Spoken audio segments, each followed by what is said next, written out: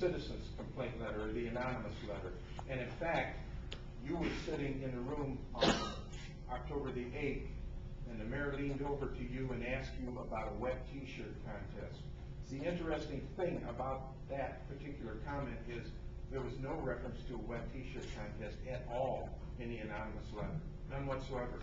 The only reference to a wet t-shirt contest came several days later. I think it would have been on the 17th of October, on a letter authored on behalf of the Oregon Police Patrolmen's Association, but signed by Jeff Brown and Joe Daniels. That letter identifies a wet t-shirt contest. As I was investigating, it became clear to me that that statement, that information, came solely from Jeff Brown, and he was unable, at least in the reports he was providing to me, to substantiate any claim for that allegation. So yes, I was looking at Jeff Brown. Mayor Brown knew that he was one of the focuses of my investigation, as was Rick Staker, and I was very promptly terminated, asked serve a leave of absence as my investigation was proceeding. There was another instance, and it occurred on August 22nd, 2007. I had just conducted interviews for 3 officers who were on the promotional list. Jeff Brown was on that promotional list, and he was at the bottom of the list, the number 3 officer.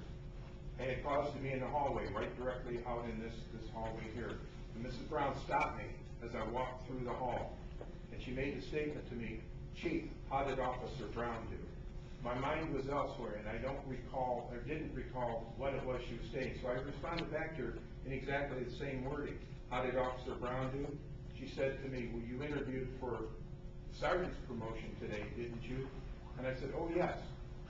I said, "Officer Brown did well. They all did well." And then she asked me questions that were I couldn't grasp the focus of them, because Mrs. Brown was not only mayor, but she was also had been on council for a long time and knew the answers to the questions she was asking me.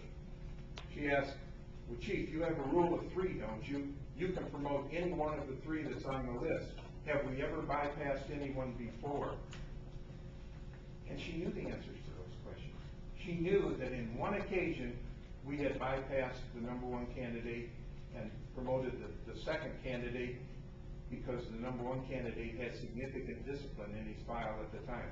In fact, Paul Goldberg handled a lawsuit that we had in regard to that, and it was dismissed. It was summarily dismissed in court because we did the right thing.